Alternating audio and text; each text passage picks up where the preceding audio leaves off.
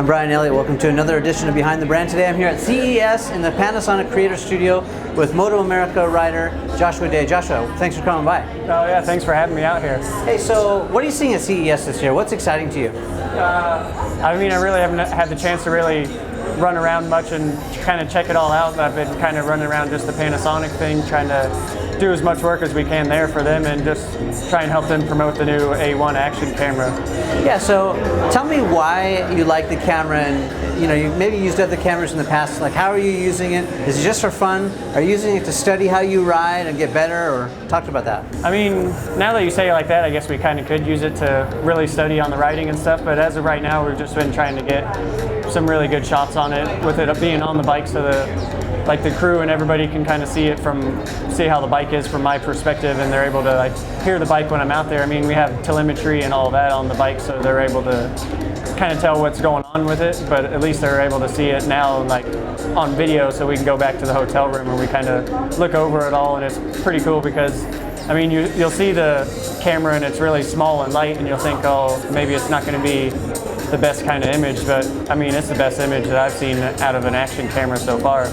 Do you use it when you race, or just in practice? Yeah, so this year I think we definitely will be using it to race. As of right now, we're just using it when we're practicing or testing and things like that, and so that's basically the only place where we've used it. I mean, I've tried to go out a couple times and use it on my dirt bike and stuff, but I've kind of been hindered by weather a little bit lately in Florida, so I haven't got to get that footage back to them so that they can kind of put that footage out, but it'll be kind of cool so that they'll have different kinds of footage to work with.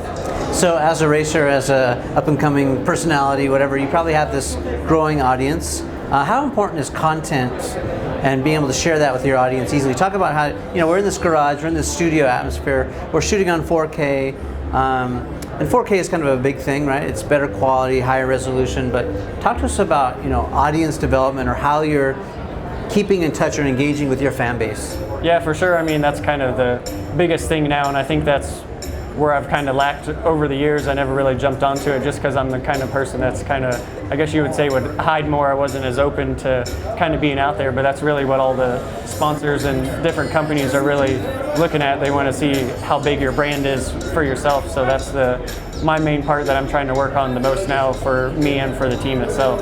So do you have people helping you, or are you doing a lot of this button pushing yourself? So I think my wife pushes me the most of the time. She's really on me all the time, the most about it, and I think it's good to have somebody there that is pushing you like that, and it's a little bit better when it's somebody close to your home as well. So she's always kind of looking out after me and keeping an eye on me. That's good, keeping the family. Yeah. So where are you seeing the most engagement? Tell us where you're at. Are you on Insta? Are you on Snapchat? Are you on Facebook? Are you on YouTube?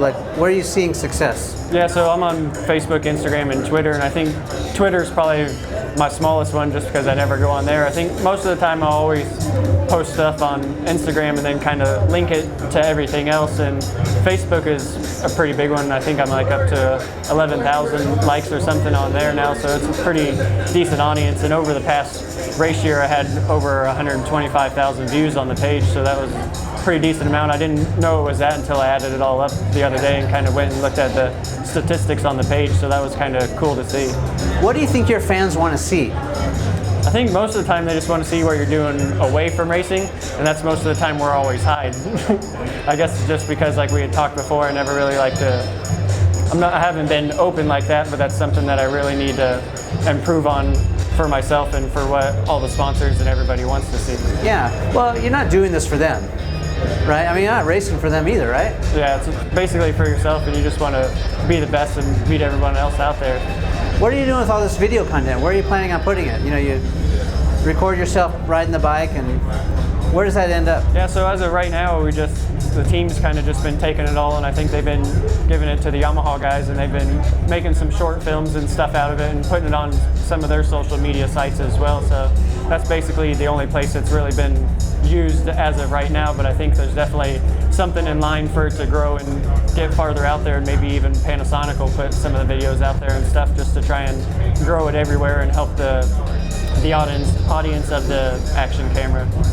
Like just about everything, there's no such thing as an overnight success. Yeah, right. I mean, it all takes time and hard work. Definitely, you got to put in the time. So, a lot of people who watch this are content creators. They care about content, but think about racing as a metaphor.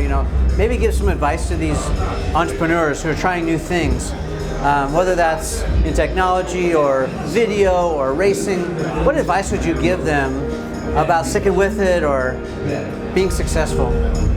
I mean, you just have to have the willpower to want it and just to do it and just never stop. I mean, definitely there's the hard days where you feel like you just want to throw in the towel and just kind of give up, but then you just look at the end product as to where you can get, and that's kind of just what everybody's always thinking about. You want to be the best, and you can be the champion because the team is going to give you everything you need, and they're going to give you the bike and all the equipment and everything you need. So every time you kind of go out on that bicycle to go training and stuff and you really don't want to, then all you start thinking about is all the rewards that will happen for yourself and for the team because they want it as bad as you want it. What mistakes have you made? I mean, we crash all the time. Well, but crashes are not really a mistake. Like people who say, failure's not an option, that's inaccurate. I mean, failure has to be an option, right? You have to crash in order to figure out how not to crash next time, right?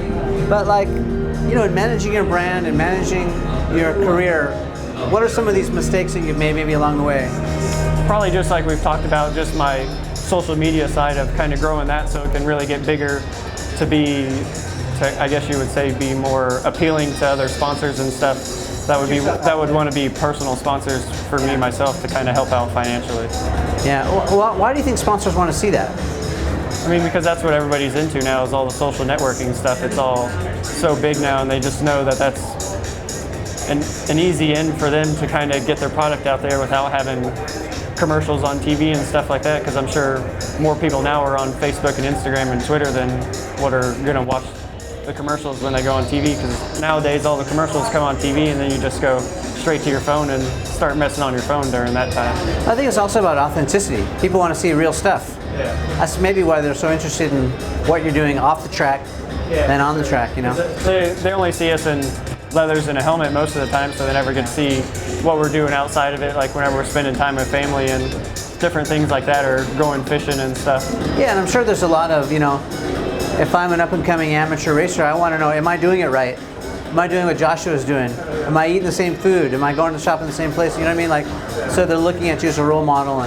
Yeah, for sure. I mean, I guess everybody has that role model. Like I've always had them growing up, like people you look up to and you just want to be like them or try to get to where they're at. And I mean, it's hard work, and I would say I'm kind of getting close, but I'm still not to where I want to be. So that's I'm still even trying to climb the ladder or the mountain, I guess you would say, to try to get to that point. Yeah.